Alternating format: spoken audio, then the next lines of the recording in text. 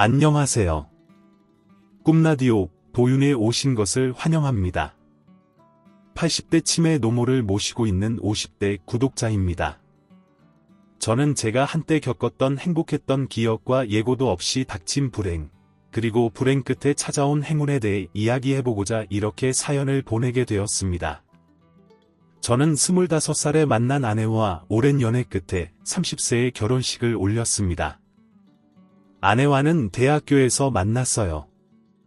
이름은 이현주. 현주는 이름만큼이나 예쁘고 똑똑한 사람이었죠. 학교 후배였던 현주는 모든 이에게 칭찬을 받는 그런 존재였습니다. 군대를 마치고 복학한 저는 단번에 현주에게 빠져들었어요. 그리고 현주의 마음을 얻기 위해 최선을 다했습니다.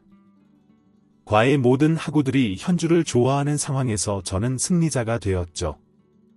현주에게 마음을 고백하고 받아들여졌을 때의 그 환희와 기쁨은 아직도 제 마음속에 오롯이 남아 있습니다. 저희는 참 행복했어요.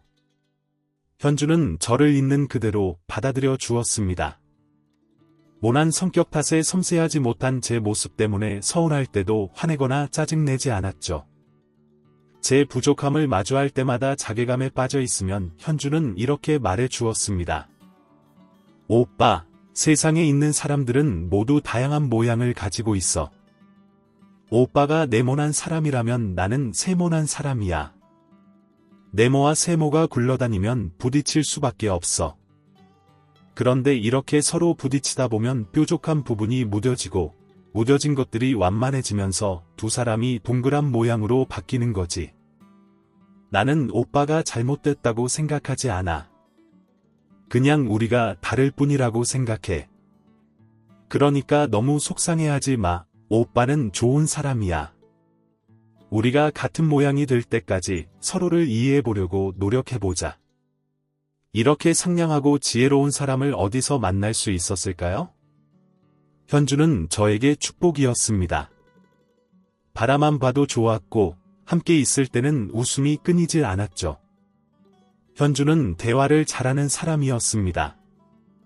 문제를 파악하고 해결 방법을 찾는데 능숙해서 학과의 비공식 상담사로 불리기도 했죠. 고민이 있는 사람에게 현주한테 가봐 라고 말하는 것이 자연스러울 정도였어요. 저는 현주의 그런 점이 자랑스러웠습니다. 그래서 현주에게 어울리는 사람이 되기 위해 무던히 노력했어요. 공부도 동기들과의 관계도 그 무엇 하나 놓치지 않는 현주를 따라가는 것만으로도 저는 좋은 성적으로 졸업할 수 있었습니다. 당연히 꽤 괜찮은 회사에도 들어가게 되었죠. 입사하자마자 현주와 결혼하고 싶었지만 현주의 입장은 확고했습니다. 저보다 1년 늦게 졸업할 예정이었던 현주는 졸업 후 회사에 다니며 일을 하고 싶어 했습니다. 현주 같은 인재가 대학을 졸업하자마자 결혼 준비에 결혼 생활에 바빠질 걸 생각하니 현주의 의견을 존중할 수밖에 없었죠. 현주는 졸업과 동시에 좋은 회사에 입사했습니다. 현주는 당연히 회사에 잘 적응할 거라고 믿었습니다. 똑똑하고 모두의 인정을 받던 사람이었습니다. 그런데 많은 사람들은 입을 모아 이렇게 말했습니다.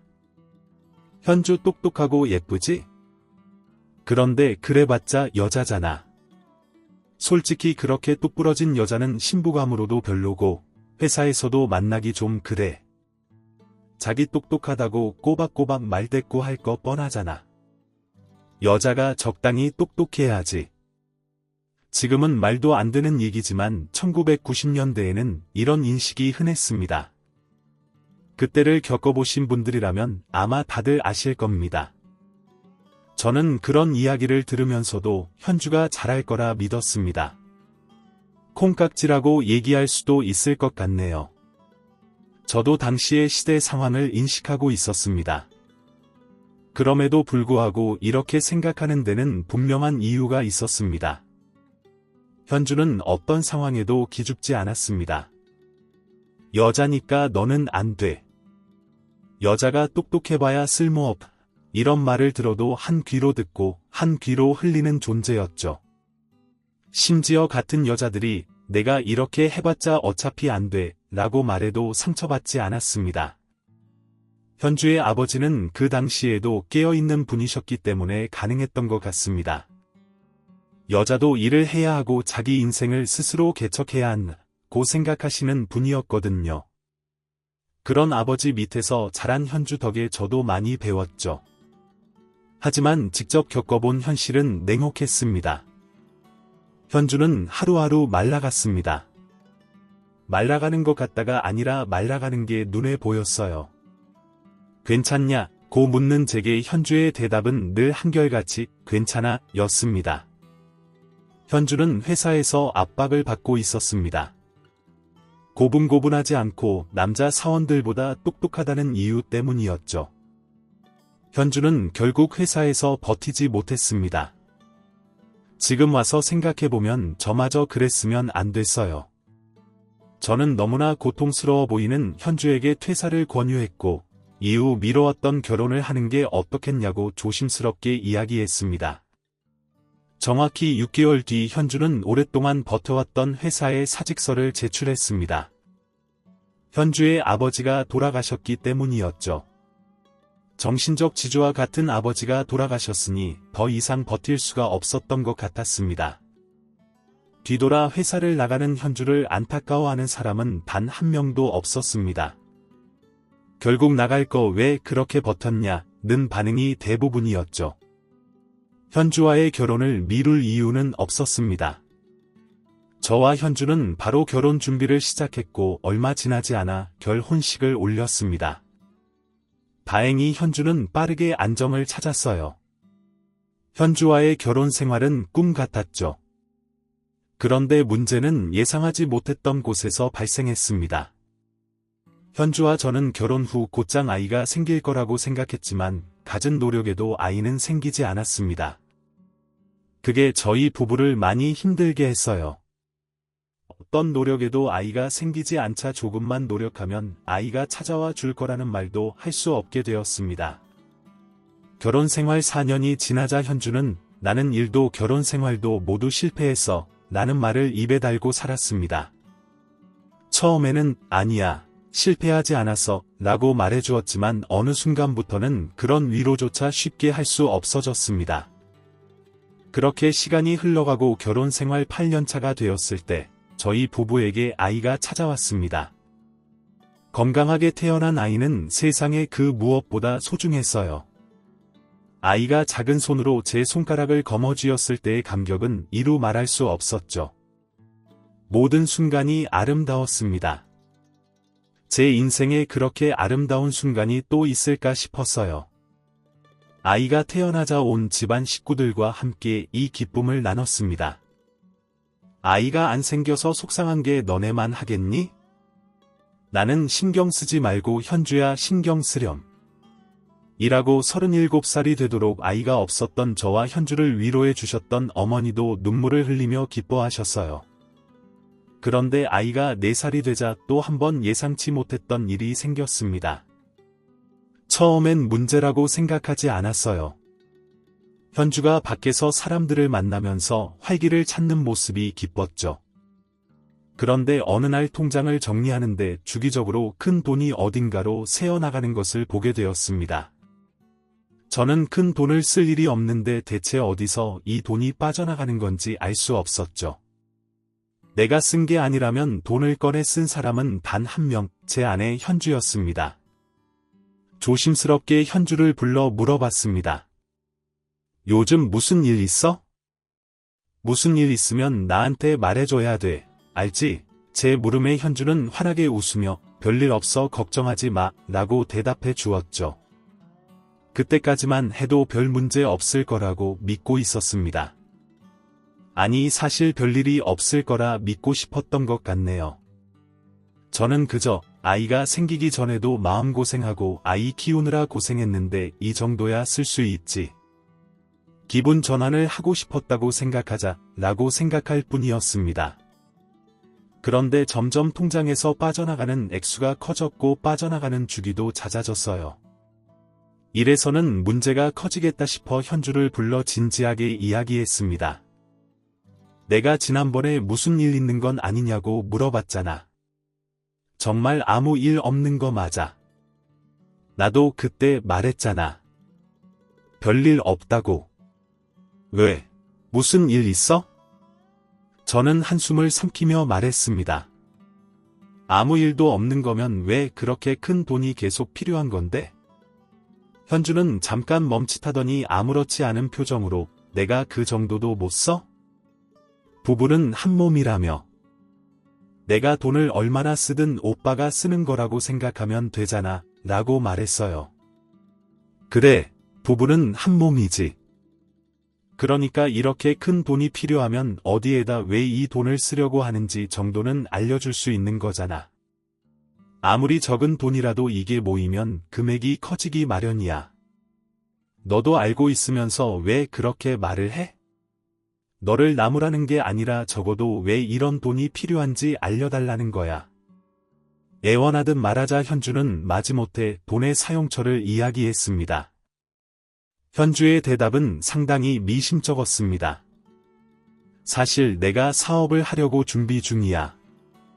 그러려면 초기 자본도 필요하고 이것저것 하면서 투자금도 모아야 하는데 거기에 좀 썼어. 저는 물었습니다. 사업?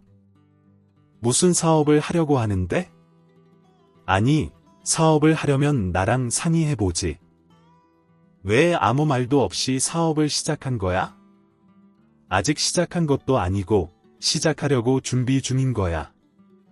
사업이 어떻게 될지도 모르는데 오빠한테 다짜고짜 사업할 거라고 얘기하면 되겠어? 이상한 대답이었죠. 잠시만, 사업이 안 되면 그럼 그때도 숨길 생각이었어.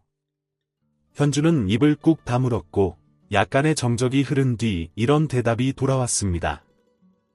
나는 이 사업이 망할 거라고 생각 안 해. 나 이걸로 다시 일어날 거야. 앞뒤가 안 맞는 대답이었습니다.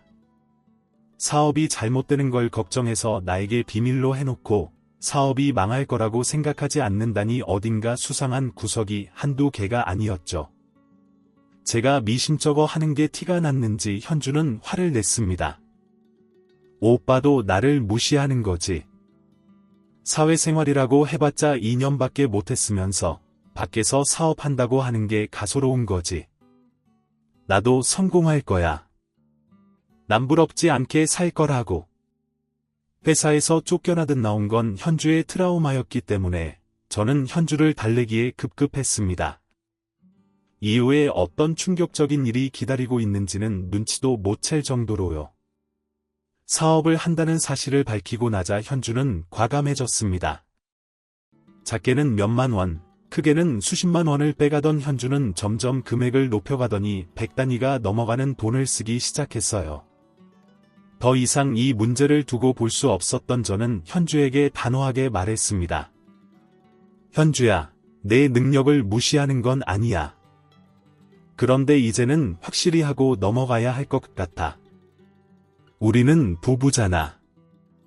내 아내가 뭘 하고 다니는지도 제대로 모르고 아이는 돌보지 않은 채 알지도 못하는 곳에 돈을 쓰는 게 나는 걱정돼. 현주는 말없이 뒤돌아서 집을 나갔고 저는 아들을 어머니에게 맡긴 채 현주를 찾기 시작했습니다. 현주는 갈 곳이 없었어요. 외동딸이었던 현주는 아버지가 돌아가신 뒤 완전한 혼자가 되었기 때문이죠. 그렇다고 친구가 있는 것도 아니었습니다. 오랫동안 힘들어하며 가까이 지내던 친구들과 자연스럽게 멀어졌기 때문이었죠. 저는 일주일 동안 현주를 찾을 수 없었습니다. 현주가 집을 나간 즉시 경찰에 실종 신고를 했지만 경찰은 가출일 수도 있으니 상황을 지켜보자는 말만 했고 저는 결국 사설업체에 의뢰해서 현주를 찾을 수밖에 없었습니다. 편지를 발견한 곳은 살고 있던 지역 외곽에 위치한 허름한 빌라였어요. 불도 꺼진 작은 빌라에서 현주가 지내고 있다니 믿을 수 없었죠. 당장 현주가 있는 곳으로 달려가고 싶었던 그때 사설업체의 직원이 저를 붙잡았습니다. 당장 달려가고 싶은 마음은 알겠는데 가기 전에 이것만 듣고 가시죠. 이걸 듣고 가야 덜 충격받을 것 같습니다. 저는 무슨 말을 하는 건지 이해가 안 됐지만 단호한 업체 직원의 말에 가만히 의자에 앉았습니다. 직원의 입에서 나온 말을 듣고 증거를 본 저는 숨도 제대로 쉴 수 없었어요. 김현주 씨가 있는 곳은 다단계 회사 직원들이 있는 건물입니다. 뭐라고요? 다단계요? 제 아내가 그럴 리가 없습니다. 당신들이 조사를 잘못한 거겠죠? 증거를 보시지 않았습니까? 김현주 씨는 선생님의 집에서 나오자마자 이곳으로 향했고, 이 빌라 근처에 사는 사람들한테는 이 다단계 회사가 유명하더군요. 게다가 김현주 씨를 알고 있는 사람도 많았습니다. 도대체 이 빌라가 뭐 하는 곳이길래? 직원은 한숨을 푹 쉬고 말을 이었습니다. 이런 회사가 있는 줄은 알고 있었지만 저도 이런 일은 처음 의뢰를 받은 거라 솔직히 조금 놀랐습니다. 이 건물은 다단계 회사에 끌려 들어가서 교육을 받는 사람들이 지내는 곳입니다. 기껏해야 두세 사람이 잘 수 있는 방에 10명 정도 되는 사람들이 들어가니 제대로 누워서 잠을 잘 수도 없고 심하면 교대로 잠을 자기도 하죠. 당연히 먹는 것도 제대로 나오지 않습니다. 씻는 것도 일찍 들어온 사람들이 먼저, 나중에 들어온 사람들은 씻지도 못하는 경우가 허다하답니다. 아니 대체 그 사람들은 왜 거기에 모여 있는 겁니까? 그렇게 허름한 곳에 사람들이 수십 명 모여 있다면 다 같이 나오는 것도 가능하잖아요.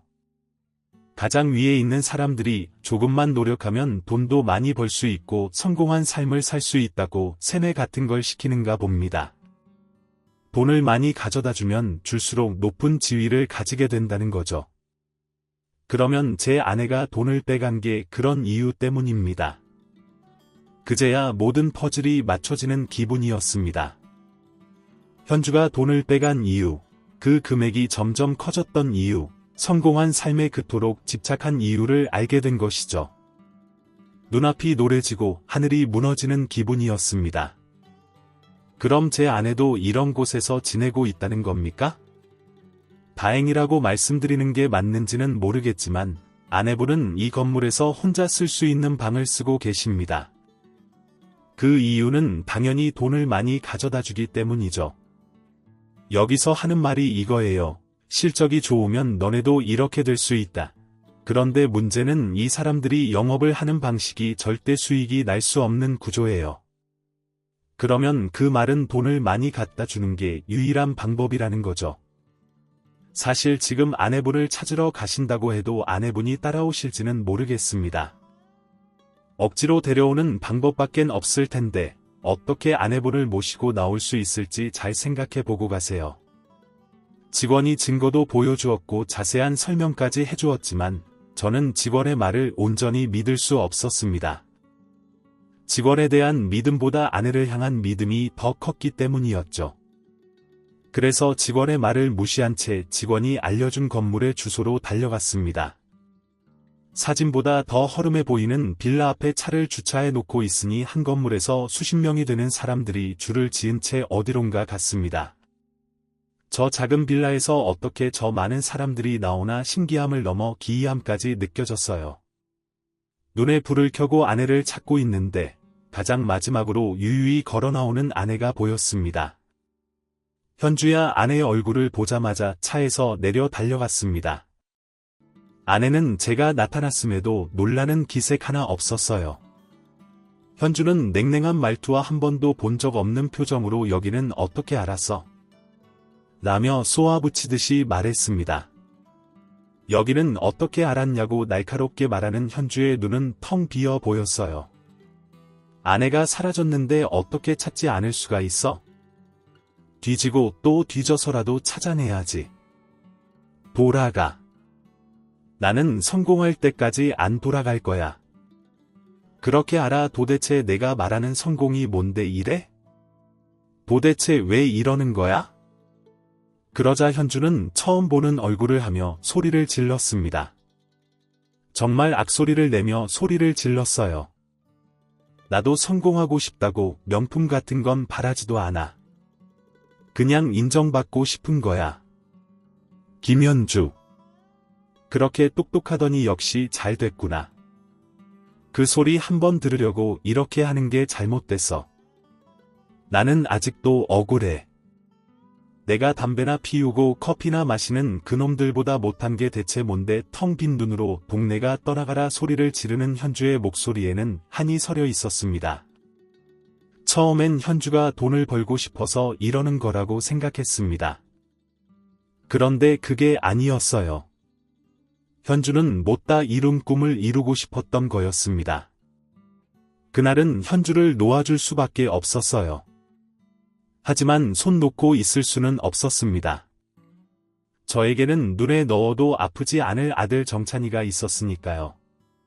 말문이 트인 6살 난 제 아들은 밤에 잠꼬대로 울며 엄마를 찾을 정도였는데 어느 순간부터는 엄마를 찾지 않았습니다. 아마 엄마가 오지 않을 거라고 본능적으로 느꼈던 거겠죠. 그 어린 나이에 말입니다. 저는 그런 정찬이에게 다시 가족을 만들어주기 위해 아내를 찾아갔습니다. 정말 최선을 다했습니다. 마음을 돌리기 위해서요. 그런데 아내의 마음은 쉽사리 변하지 않았습니다. 뺨을 맞고 돌아올 정도였죠. 현주의 상태가 심각해졌다는 건 눈을 통해 알 수 있었습니다. 하지만 정찬이를 보면 제가 알던 현주의 모습을 기억하면 도저히 포기할 순 없었어요. 그런데 아내를 믿고 기다렸던 저의 태도는 크나큰 폭풍이 되어 저를 덮쳤습니다. 오랜만에 어머니 댁에 있던 정찬이를 데리고 주말 저녁 시간을 보냈는데 누군가 집 문을 두드렸습니다. 문을 여니 험악한 남자 둘이 저를 노려보고 있었습니다. 박영민 처음 보는 사람, 그것도 험악한 사람에게 이름이 불리자 저절로 위축됐습니다. 안에 있는 정찬이가 볼까봐 서둘러 밖으로 나가 문을 닫았죠. 누구십니까? 김현주 알지? 네, 제 아내입니다만 김현주 지금 어디 있어? 제 아내는 왜 찾으시는 건가요? 험악한 인상의 두 남자는 짜증난다는 표정을 지으며 대답했습니다. 김현주가 돈 빌리고 안 갚은 사람들이 고용해서 왔으니까 얼른 마누라 내놔. 돈을 빌리고 안 갚았다니 제 아내가 돈을 빌리고 안 갚았다뇨? 그럴 리가 없습니다.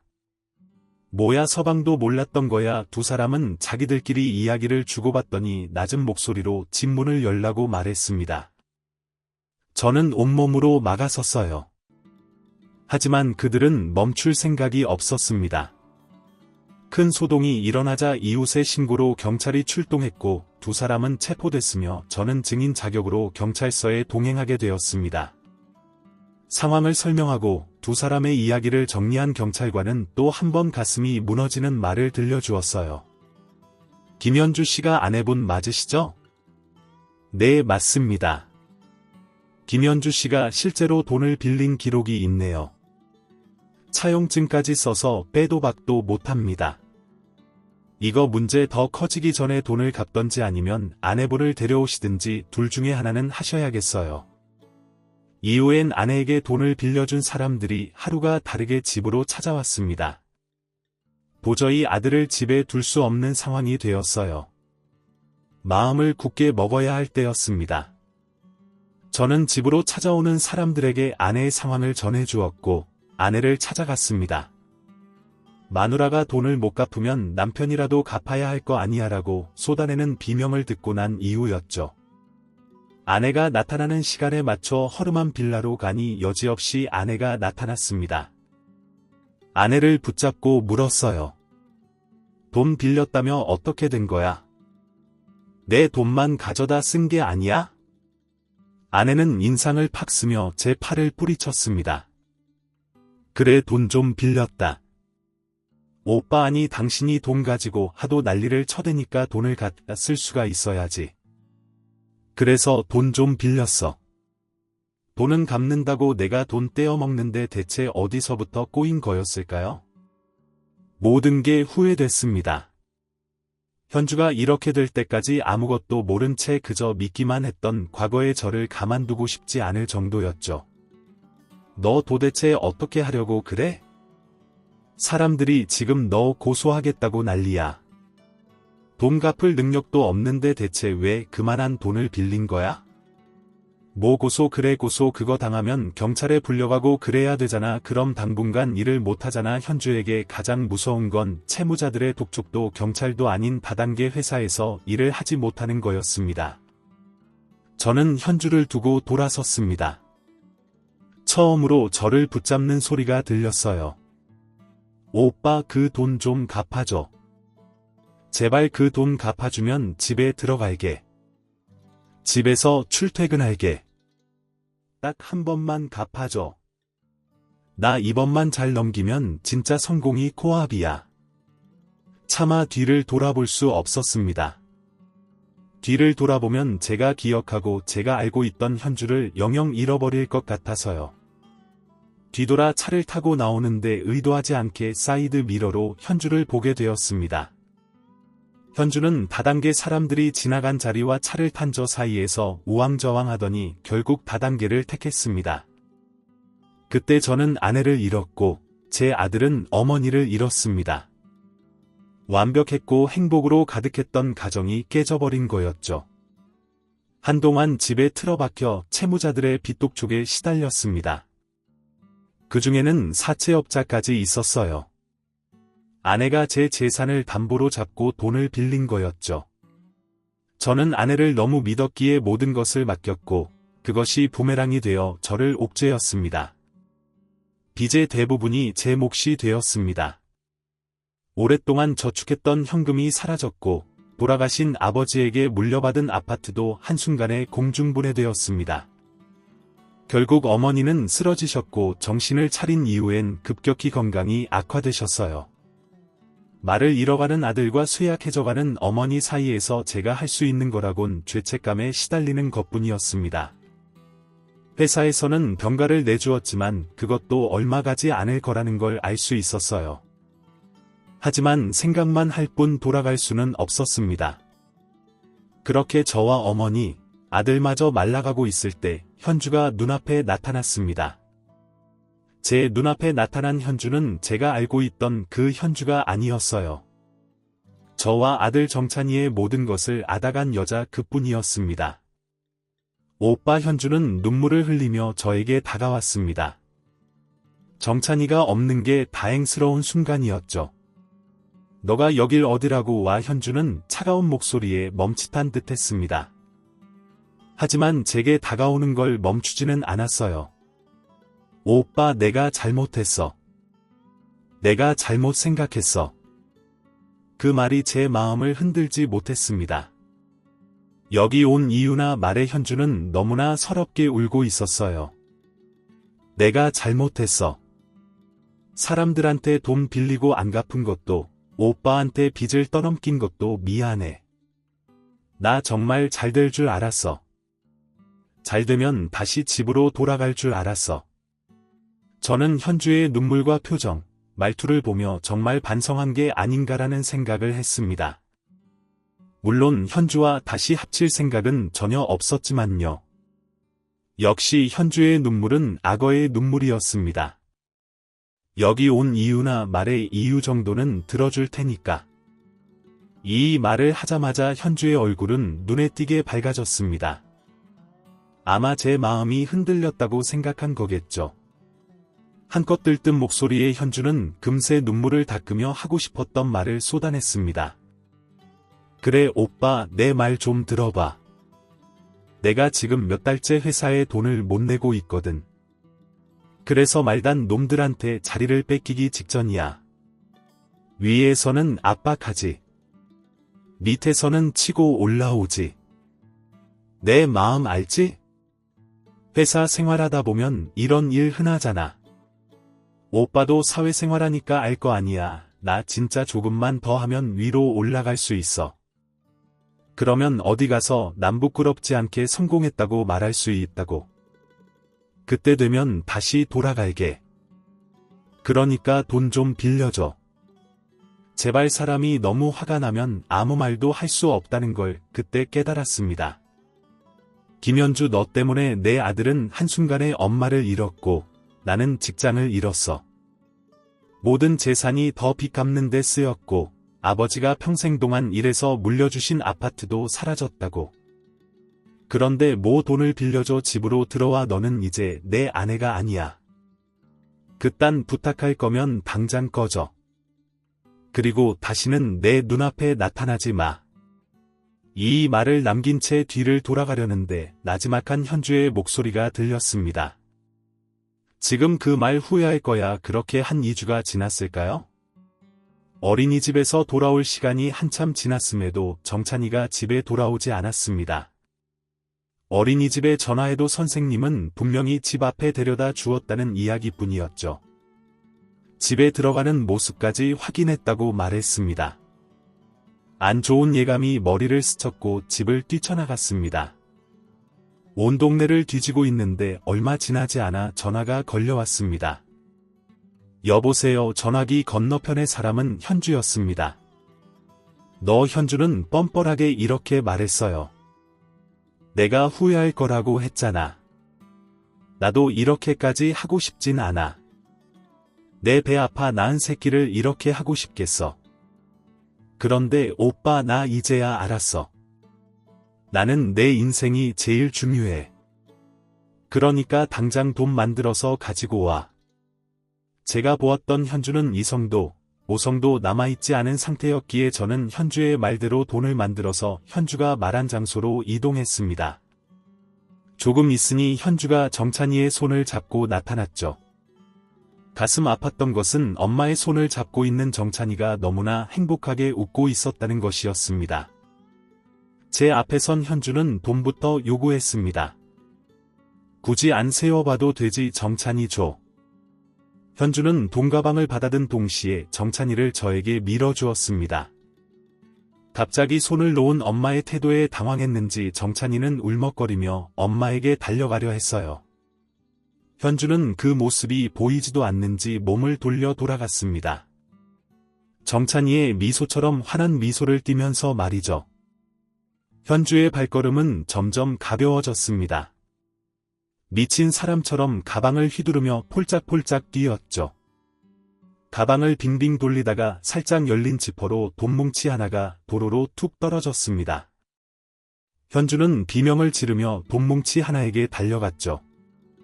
정말 돈뭉치 하나였습니다. 가방 안에 든 돈과 비교하면 너무나 작은 돈뭉치 하나였어요. 그런데 현주는 비명을 지르며 도로로 달려갔습니다. 떼돈 현주가 도로로 내려와 돈뭉치 쪽으로 달려오는 그때 수화물차가 현주를 친 건 한순간이었습니다. 정찬이는 놀라서 아무것도 하지 못하고 있는 제품을 빠져나가 제 엄마가 있는 쪽으로 달려갔습니다. 이후의 이야기는 여전히 가슴이 저린 일이지만 이제는 해결된 일이기 때문에 정찬이의 허락을 받아 이야기해보겠습니다. 현주를 친 차는 현주를 피하기 위해 핸들을 돌렸고 중앙선을 넘어 건너편의 차와 충돌했습니다. 수화물차의 충격을 견디지 못한 승용차는 그대로 밀려보도 쪽으로 향했고 그 차는 결국 제 품에서 벗어나 달려가고 있던 정찬이를 덮쳤습니다. 현주는 즉사, 정찬이는 다리에 큰 부상을 입었습니다. 목숨을 끊고 싶다는 생각을 수도 없이 했습니다.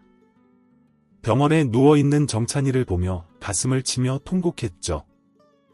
하지만 그렇다고 세상이 바뀌는 건 아니더군요. 제가 위로받은 대상은 그 누구도 아닌 정찬이였습니다. 정찬이 앞에서는 고통을 티내지 않았다고 생각했지만 아니었나 봅니다. 정찬이가 좋아하는 과자를 잔뜩 사서 들어간 날 정찬아 아빠가 과자 사왔다. 정찬이는 오랜만에 미소를 띠고 있었어요. 정찬이는 제가 의자에 앉자마자 과자 봉지 하나를 들어 저에게 건네주었습니다. 이건 아빠 거 나랑 같이 먹자. 정신이 번쩍 들었습니다. 이 아이를 두고 목숨을 끊을 생각을 하다니 아버지로서 부끄러웠습니다. 고마워. 아빠가 음료수도 사올게. 잠시만 기다려. 고개를 푹 숙이고 정찬이를 뒤로 한 채 병실을 나와 소리 없이 울었습니다. 이후로는 무너진 삶과 가정을 일으키기 위해 새 인생을 살기로 시작했어요. 그런데 치매기를 보이는 어머니와 병원에 있는 아들을 두고 일을 하러 가는 건 쉽지 않았습니다. 일을 하러 가려면 간병인이 필요했는데 병원비도 빠듯한 와중에 간병인을 쓸 수는 없는 노릇이었어요. 결국 저는 어머니를 모시고 일을 다니기 시작했습니다. 정찬이는 병실에서 꼼짝도 할 수 없는 상태였기 때문이었죠. 어머니를 모시고 일을 한다는 건 결코 쉬운 일이 아니었습니다. 혼자였다면 경력을 살려 취직이라도 할 수 있었을 텐데 그럴 수가 없었습니다. 받아주는 곳이 없어 할 수 있는 일이 적은 상황에서 제가 선택한 건 수화물차 운전이었어요.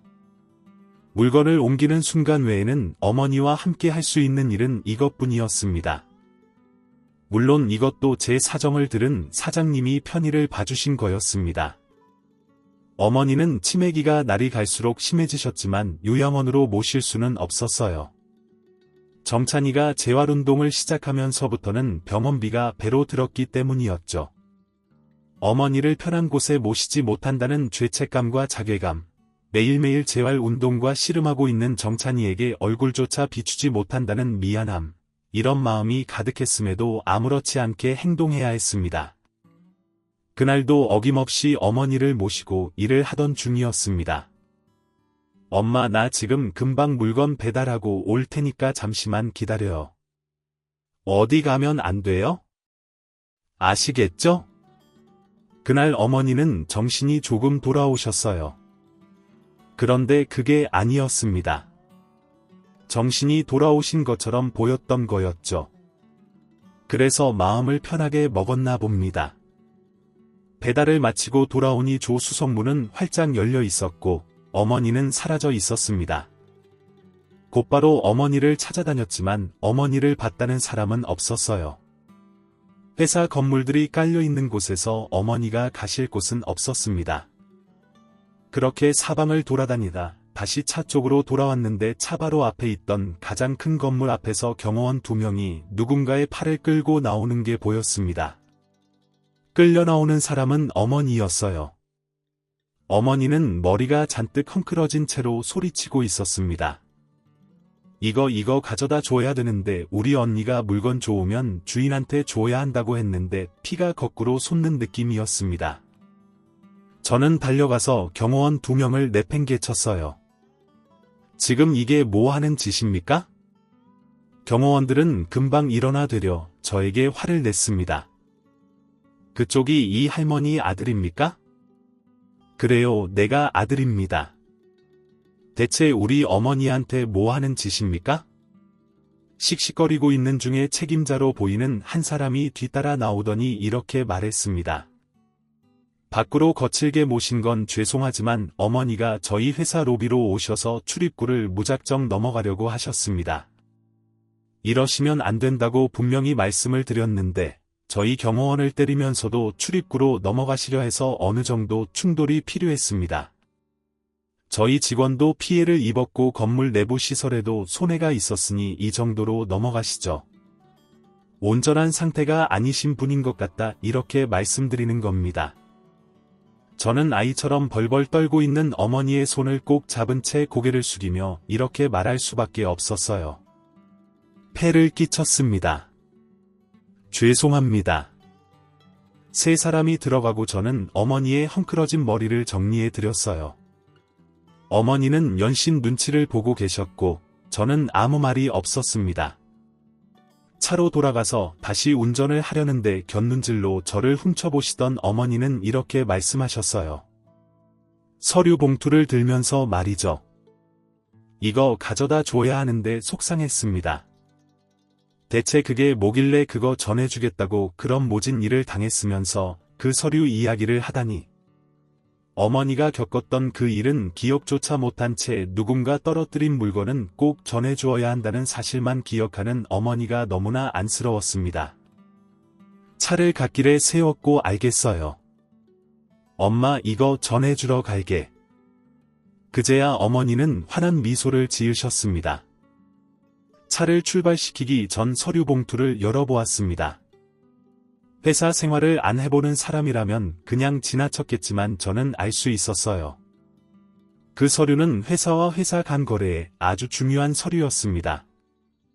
당장 운송해야 하는 것들이 있었지만 출발한 지 얼마 되지 않아 차를 돌렸습니다. 서류만 전해주고 바로 돌아 나오면 될 것으로 보였죠. 회사 앞에 도착해 로비로 들어가니 로비가 매우 혼잡하고 복잡했습니다. 바쁘게 뛰어다니는 사람들을 지나 데스크에 도착했고 어머니가 주운 서류를 전달했습니다. 저희 어머니가 이걸 주우셨습니다. 이 회사로 들어갔다고 하니까 주인 찾아주세요. 데스크에 앉아서 심각하게 전화를 받던 직원은 심드렁하게 서류를 받았고 저는 곧장 몸을 돌렸습니다. 갈 길이 바빴으니까요. 그런데 그때 저기요, 데스크 직원이 부르는 소리였습니다. 직원의 손에는 종이봉투 안에 있던 서류가 들려 있었죠. 잠시만요, 기다려 주세요. 직원은 급하게 어딘가로 향했고 더 이상 시간을 지체할 수 없던 저는 밖으로 향했습니다. 차에 올라타려는 그때 아까 봤던 책임자가 문을 두드렸어요. 지금 바쁘시면 연락처라도 하나 남겨주세요. 저는 대충 휘갈겨서 전화번호를 적어주었고 미련 없이 떠났습니다. 그렇게 한 일주일 정도 지났을까요? 일을 마치고 핸드폰을 확인했는데 저는 제 핸드폰에 그토록 많은 부재중이 찍혀 있는 걸 처음 봤습니다. 혹시나 무슨 일이라도 있는 건가 싶어 당황하던 때 문자 하나가 와 있는 걸 보게 되었습니다. 누저지입니다. 일전에 전달해 주신 서류건으로 드릴 말씀이 있어 전화를 드렸지만 부재중이어서 문자 남깁니다. 전에 주어서 가져다준 서류에 무슨 문제라도 있는 건가 싶어 곧장 문자가 온 번호로 전화를 걸었습니다. 안녕하세요. 선생님. 전화를 받은 상대의 목소리에는 반가움이 가득 묻어 있었습니다. 문제가 있는 건가 싶어 불안한 마음으로 전화를 걸었는데 반가운 반응이 돌아오자 이번엔 당황스러운 마음이 들더라고요. 전화가 많이 와 있던데요. 무슨 일이 있는 건가요? 직원이 눈앞에 있는 건 아니었지만 직원의 목소리만으로 손사이 치는 모습이 연상되었습니다. 네, 아닙니다. 무슨 일이 있는 건 아니고요. 선생님이 전해주신 서류가 너무 중요한 서류라 감사 인사를 드리려고 연락했습니다. 어머니가 주운 서류를 전달했으니 그것으로 제 할 일을 끝냈다고 생각했기 때문에 저는 짧게 대답하고 전화를 끊으려 했습니다. 떨어져 있는 서류는 제 어머니가 주우신 거고 저는 그걸 전달만 했을 뿐입니다. 감사 인사는 저 또한 감사히 받겠습니다.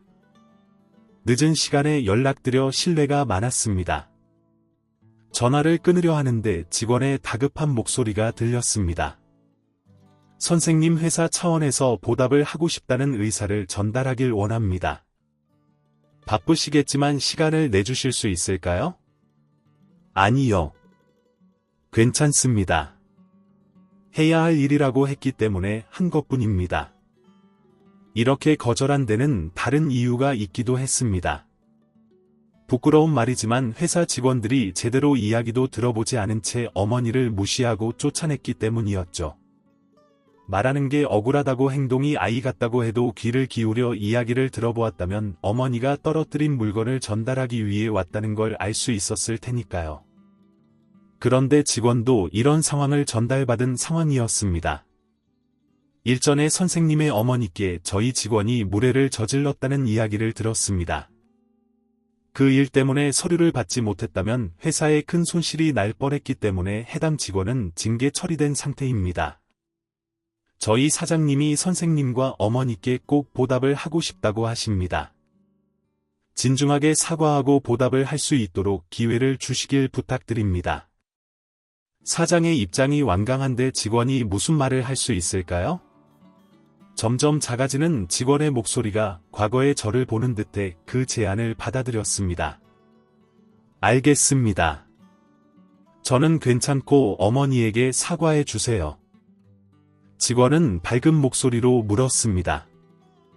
네, 알겠습니다. 그러면 선생님 보답은 어떻게 해? 그런 건 괜찮습니다. 평일엔 일을 하니 주말에 봤으면 좋겠습니다. 직원은 연신 알겠다 감사하다는 인사를 전했고 저는 괜히 착잡한 마음을 가지고 정찬이의 입원실 간이 의자에서 주무시는 어머니의 손과 발을 주물렀습니다. 평소라면 퇴근 후 정찬이에게 들린 후 집에서 어머니를 모시고 잤겠지만 그날따라 정찬이가 많이 힘들어했거든요. 물리치료사의 말에 따르면 정찬이가 치료에 호전이 없자 많이 스트레스를 받았다고 합니다. 곤히 자고 있는 정찬이와 어머니를 보며 오랜만에 눈물을 흘렸어요. 내가 굳건해야 가족들을 먹여 살릴 수 있다는 생각에 애써 참아왔던 눈물이 터졌던 것이었습니다. 주말이 되고 회사 직원들과 만나게 되었어요. 물론 장소는 병원이었죠. 직원들은 과일과 음료수를 사서 저에게 전달했고 연신 미안하다며 고개를 숙였습니다. 솔직히 당황스러웠어요. 대체 어머니가 주워다 준 서류가 대체 뭐길래 이렇게까지 하는지 궁금했습니다. 이걸 물어보자 직원들은 이렇게 대답했습니다. 계약 직전에 거래처에게 전달해야 하는 서류였습니다. 중간에 일이 꼬여서 서류를 바꿔야 하는 상황이었는데 퀵으로 보내기에는 위험 부담이 있어서 저희 직원이 택시를 타고 오는 중이었어요. 그런데 워낙 급하게 움직이다 보니 가방에서 서류가 떨어졌고 선생님의 어머님이 서류를 주워주신 거였습니다. 계약 직전에 서류에 변동 사항이 생긴 것도 그 서류를 바닥에 떨어뜨린 것도 말이 안 되는 상황인데 그런 말도 안 되는 상황을 선생님과 어머님 덕분에 해결할 수 있었습니다. 정말 감사하다는 말밖에 드릴 말씀이 없습니다. 그리고 저희 직원들이 그런 무례를 저질렀는데도 서류를 전달해 주셔서 감사합니다. 그 이야기를 들으니 왜 이렇게까지 하는지 어느 정도 이해가 되더군요. 네, 뭐 잘 해결됐다니 다행입니다. 선물로 주신 과일은 이번 실에 계신 분들이랑 나눠 먹겠습니다. 그렇게 자리에서 일어나려고 하는데 가장 나이가 많고 높은 직책으로 보이는 사람이 저를 붙잡고 물었습니다. 혹시 가족분들 중에 입원하신 분이 계십니까? 그때는 별 생각 없이 대답했습니다. 내 아들이 조금 아파서 직원은 정중하게 인사를 하며 저를 보내주었어요. 그렇게 며칠이 지났을까요? 그때의 일이 기억에서 점점 지워져 갈 때쯤 원무과에서 연락이 왔습니다. 원무과는 믿을 수 없을 정도로 놀라운 이야기를 했어요. 어떤 분이 정찬이에게 들어가는 모든 병원비를 부담하겠다고 후원 요청을 하셨어요. 너무 잘된 일이네요. 정찬 아버님 모든 병원비를 부담한다니 쉽게 믿을 수 없는 말이었죠. 아니 도대체 누가 그렇게 큰 돈을 죄송하지만 후원자가 후원 사실을 비밀로 하길 바라셔서 누구신지는 말씀드리기가 어렵네요. 어쨌든 너무 잘 됐어요. 아버님 전화를 끊은 뒤 이 모든 상황이 꿈만 같았습니다. 그리고 얼마 지나지 않아 모르는 번호로 전화가 걸려왔어요. 여보세요? 안녕하세요. 박영민 씨 되십니까? 네, 제가 박영민입니다만 전화기 건너편의 사람은 차분한 목소리로 자기소개를 했습니다. 여기는 세영 요양원입니다. 예전 저희 요양원으로 상담하셨던 기록이 남아있어서 연락드렸어요. 상담을 하기는 했는데 제가 지금 형편이 안 좋아서 어머니를 보내기 어려운 상황입니다. 그런데 뒤이어 들려오는 이야기는 저에게 찾아온 또 다른 행운이었고 저는 쉽사리 정신을 차리지 못했습니다. 그런 건 걱정 안 하셔도 되게 되었어요. 후원자 한 분이 저희 요양원에 정기 후원을 약속하셨는데 그 조건이 박영민 씨 어머니를 모시는 거거든요. 지금 당장 어머니를 모셔올 수도 있는 상황입니다. 빠르게 진행하시는 게 좋으시겠죠? 며칠 내로 약속을 잡아서 저희 직원을 보내드리겠습니다. 함께 방문하셔서 시설도 확인하시고 어머니가 지낼 곳도 확인하시면 좋겠어요. 전화를 끊은 뒤 어안이 벙벙했습니다. 이렇게 찾아온 행운을 거절할 이유는 없겠죠. 어머니를 요양원에 모시고 정찬이가 더 좋은 환경에서 치료를 받게 되자 제 마음속 큰 짐이 덜어졌습니다. 그리고 좀 더 자유롭게 일을 할 수 있었죠. 그렇게 몇 년이 지나자 어머니의 치매도 더 이상 진행되지 않았고 정찬이는 스스로 걸을 수 있을 정도로 건강을 회복했습니다. 저도 자가는 아니지만 전셋집을 구할 수 있었어요. 저에게 남은 건 정찬이를 데리고 이 집에서 사는 것뿐이었죠. 병원에 있는 모두와 작별 인사를 하고 있는데 병원 직원 한 명이 실수 아닌 실수를 했습니다.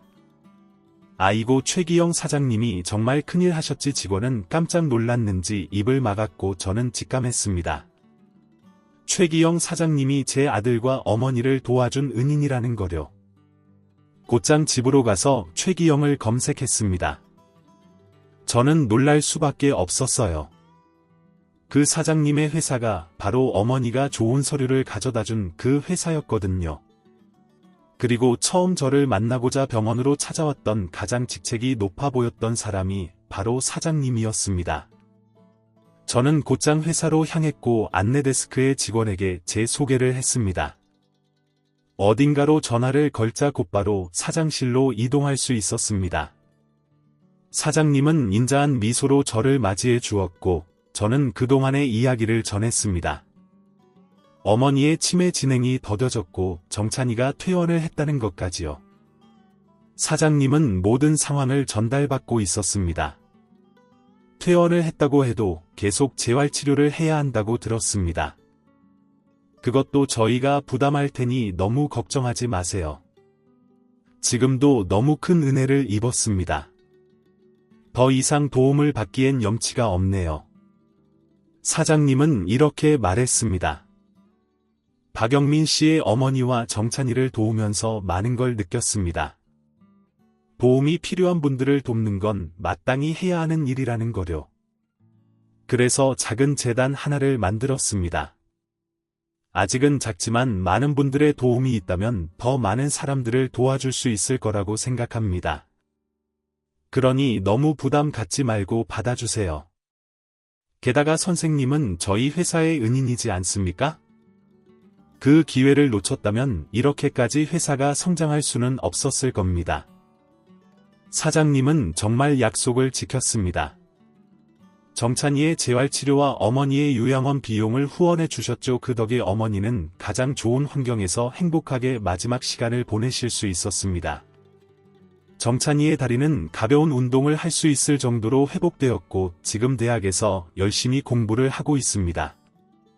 한때 말과 표정을 잃었던 정찬이는 다른 사람을 돕는 일을 하는 꿈을 꾸게 되었죠.